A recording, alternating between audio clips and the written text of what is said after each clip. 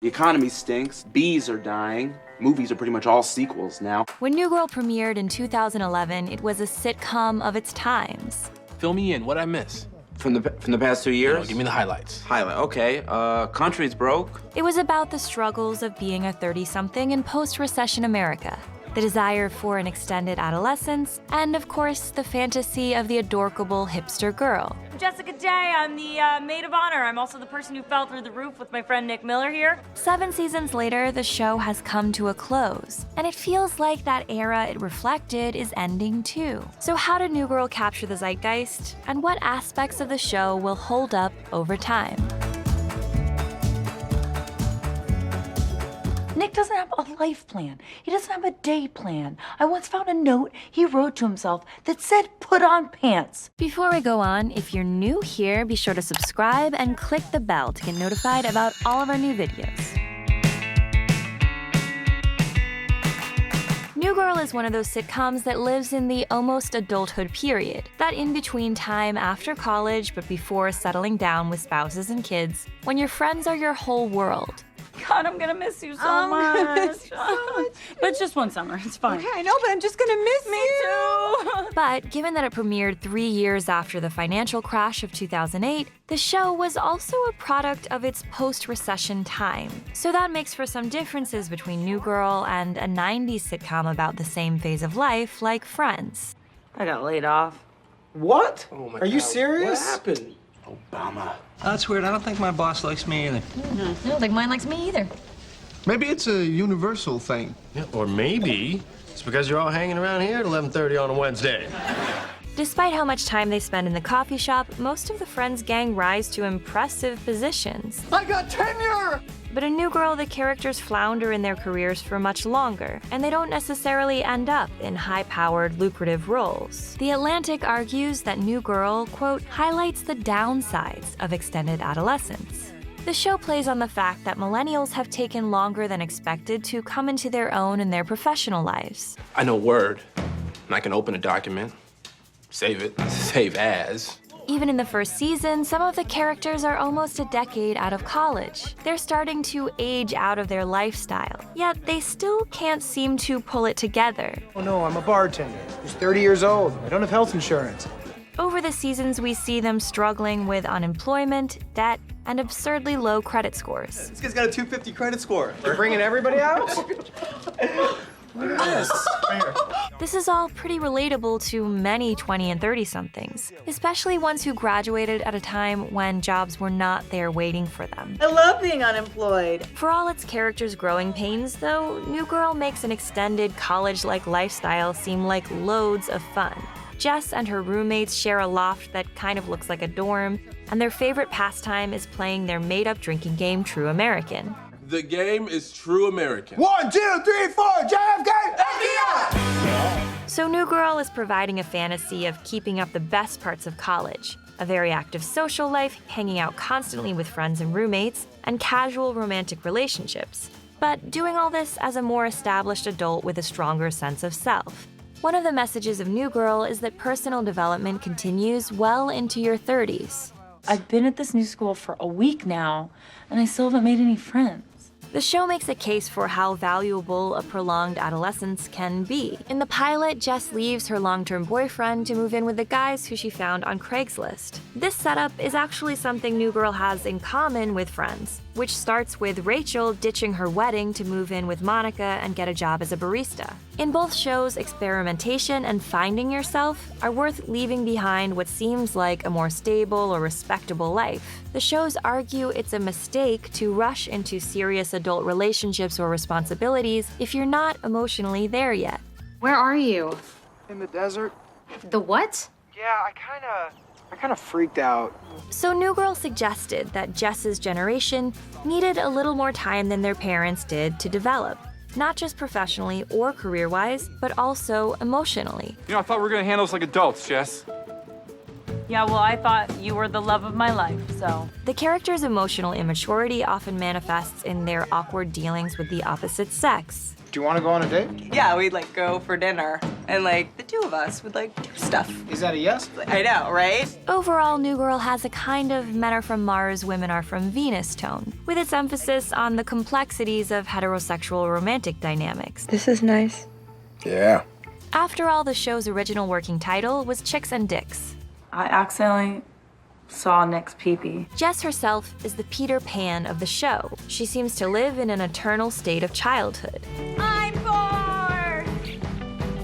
As a teacher, she spends most of her time with young children, and she has many qualities we associate with kids. She's oblivious, naive, imaginative, prone to dramatic displays of emotion, and off in her own world most of the time. She's going out to find a rebound. Who's that girl? It's Jess.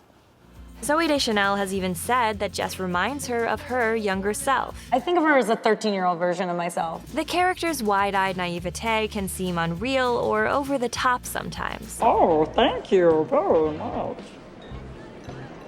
I'm sorry, that was a vagina voice in it. It was a huge mistake. But her openness helps her stay afloat when times are tough. This hospital website says I can earn up to $700 and all I have to do is be infected with dengue fever. So Jess showed that recapturing our innocence can help us survive this rocky, unpredictable stage of our lives. Or I could pretend to be more like you, Jess, and live on a sparkly rainbow and drive a unicorn around and just sing all the time. New Girl premiered just a few years after the movie 500 Days of Summer, where Deschanel starred as a quirky, charming character a lot like Jess. If more knowing and self-aware. So something about this twee personality type was very much of the moment, and New Girl was trying to capitalize on this. Who's that girl? Who's that girl? It's Jess. The show advertised itself as simply adorkable. In recent memory, adorkableness has been more of a guy thing, embodied in nerds with hearts of gold, like Seth Cohen, Ross Geller, or Leonard Hofstadter. That a dinosaur tie? Oh, yeah. In Jess' day, New Girl expanded adorkability into a female thing. In the show, Jess is juxtaposed with the always perfectly composed Cece. Hey guys. I think these guys are into you. We should just go back, right? To show us that Jess isn't an untouchable hot girl, and things don't always come easily for her. Jess's adorkable persona is also a positive update to the hipster type. Her vibe isn't pretentious and smug, but disarmingly earnest and sincere. Whoever's holding the feeling stick has permission to say whatever he or she is feeling without being judged. She chooses to be a teacher rather than doing something more cool-sounding or ego-boosting. The hipster, as a rule, is intensely image-conscious, whereas the show presents Jess as image-oblivious. It's a key to Jess's character that she's unself-conscious. She's just herself. Hey yo! She's not embarrassed by that, and she doesn't tone down her weirdness for anyone. I hope Paul's packing some coral polyps, because this starfish is hungry. That is a refreshing trait for a female character. Yet Jess's totally unself-conscious adorkableness can ring false. From her matching PJ sets and glasses with no lenses, to her cutesy attitudes, everything about Jess feels very image-conscious and curated. Come on, Bangs, you sons of bitches. New Girl tried to acknowledge the criticisms of Jess's character head-on in the season 1 episode Jess and Julia. Your whole thing. With the cupcakes and the breaking for birds and bluebirds come and help me dress in the morning. Oh, I didn't know I was doing a thing. The moral of the story ends up being that this really is Jess's authentic self, and that her cutesy femininity is empowering. Sorry I don't talk like Murphy Brown, and I hate your pantsuit. I wish it had ribbons on it or something to make it just slightly cuter. And that doesn't mean I'm not smart and tough and strong. But this episode didn't totally get to the root of the problem. And ultimately, we could compare Jess's character falling a little flat to some of the criticisms of 500 Days of Summer, a movie that presented itself as a deconstruction of the manic pixie dream girl, but which a number of people saw as perpetuating that very trope. You have good taste in music. Like the Smiths? Yeah. To die by your side is such a heavenly way to die. I love them.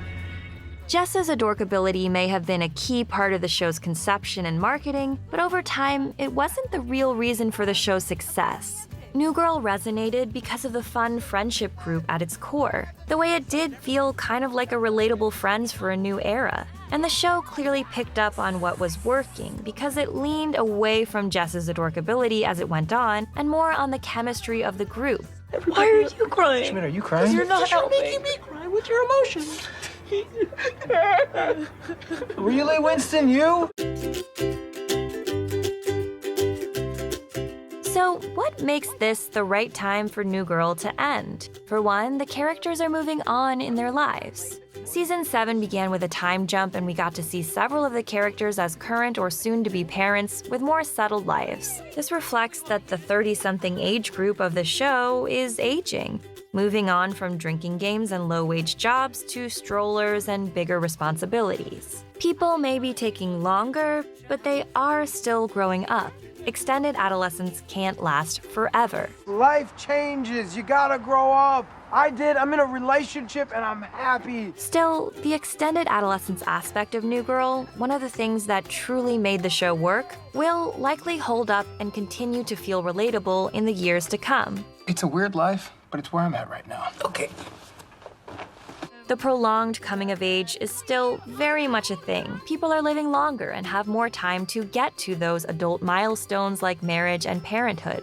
There are big differences between the world young adults are entering today and the world as it was 10 years ago. Today's young people aren't dealing with the immediate aftermath of a recession. Meanwhile, they're more politically engaged and activated to create change in the world. They're also more influenced by the internet and smartphones and the anxiety of constant connectedness. So fundamentally, it's time for New Girl to end because the zeitgeist it captured has subtly changed and moved on. Looking back on New Girl, we can see that it spoke directly to its times, providing wish fulfillment for young people through Jess and her comforting on-screen friend group, while reflecting viewers' own difficulties and frustrations in the adult world. And this balance makes the show a kind of time capsule. It may not age perfectly, but it very much embodies the long, awkward road to becoming a full-blown adult in its era. I don't know what I'm doing emotionally, or let's be honest, sexually. It's Deborah. And Susanna, and you're watching Screen Prism. Thank you guys so much for watching. If you like this video, please subscribe for more insights about all of your favorite movies and shows. Down here.